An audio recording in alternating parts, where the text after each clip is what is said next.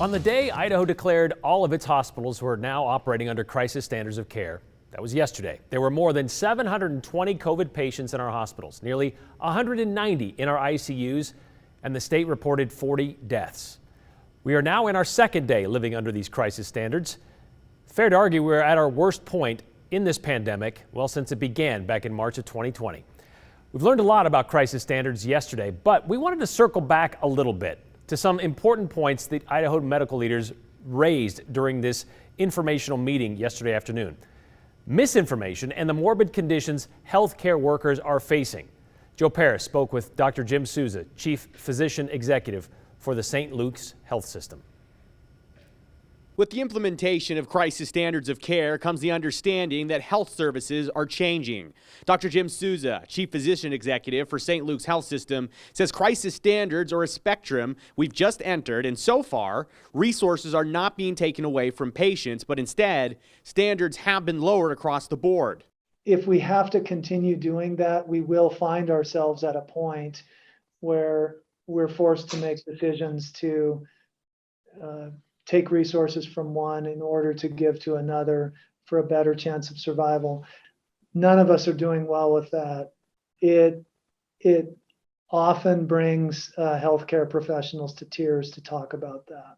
During the Crisis Standards of Care news conference Thursday, Idaho medical leaders agreed that misinformation about COVID has powered the crisis we find ourselves in. Dr. Souza says his frustration is centered on those spreading misinformation to people who then end up very sick. The challenge is competing with the reality seen through rose-colored lenses. They're putting their faith in them when they're feeling well. And the reason for that is because it feeds their confirmation bias. They're selling a really attractive message. And the message is something like this: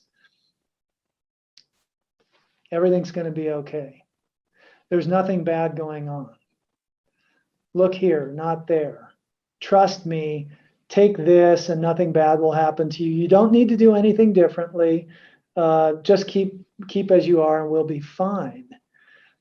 And, it's a harder message to say we'll be fine and we have to do a few things differently. We need to, when we have a surge this big in the community, maybe not be in as big a group, maybe wear a mask. And definitely, we need to talk about getting vaccinated. The consequences of the situation are already morbid and tragic. St. Luke says that now they have to extend their morgue space because of the COVID death toll. That extra space will help relieve some issues, but it doesn't change what frontline healthcare workers have watched in recent days and weeks. For a while, and this is why we're making this increased capacity, right? I mean, we had patients who expired from COVID who we couldn't move out of the room because we didn't have a place to put the body. And then we had a patient in the emergency department who needed their room, who we couldn't put up in the room because we couldn't move the body out of the room. I mean, it just all backs up. Not only do we not have enough space to put our dead, but once we do put deceased people's bodies in our morgues, the funeral homes aren't able to handle retrieving those bodies timely enough because they're backed up. All of this has taken an indescribable toll on frontline healthcare workers across Idaho. For nearly 18 months, they've worked day in and day out dealing with very sick COVID patients, trying to keep as many people alive as possible. Leaders across Idaho continue to remind us the healthcare community needs our support. Dr. Souza says to all healthcare workers, you are valued, you are crucial. I see you, I hear you. I admire you.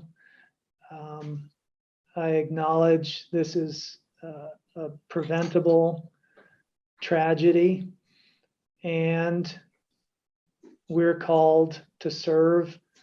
And thank you so much for answering the call. That's my message to healthcare workers. And misinformation, Brian, it's a huge problem right now. And from day to day, this information conversation evolves. Today, for example, there's a rumor going around that the state of Idaho, under crisis standards of care, has a rule that you cannot resuscitate patients, meaning if you flatline and you need intubation, they're not going to try to DNR you. It's right here in this plan, right? That's right. So it is in the crisis of care plan. meaning it's part of the plan, but we're not at that point yet. So the rumors going around that everyone has a DNR when they walk into the hospital, that's just not true. Dr. Souza, I think, can explain it best.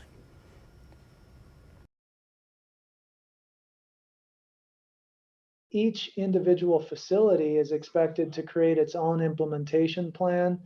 And to my knowledge, no healthcare facilities in the state endorsed that. And that certainly includes St. Luke's, and I know I can speak for St. Alphonsus as well. We are not implementing a blanket do not resuscitate, do not intubate order. We speak with patients and their families about their preferences. You know, do they want us to attempt a resuscitation? We certainly have patients and families who say, yeah, don't do that.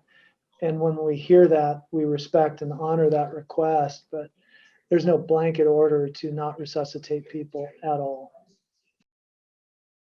Unfortunately, we could get to that point. So when you think of crisis standards of care, it's a spectrum. We're at the very beginning of crisis standards of care, and we've heard about how dramatic that situation is. Unfortunately, it can get a lot worse. I heard someone say yesterday, well, it can't get much worse.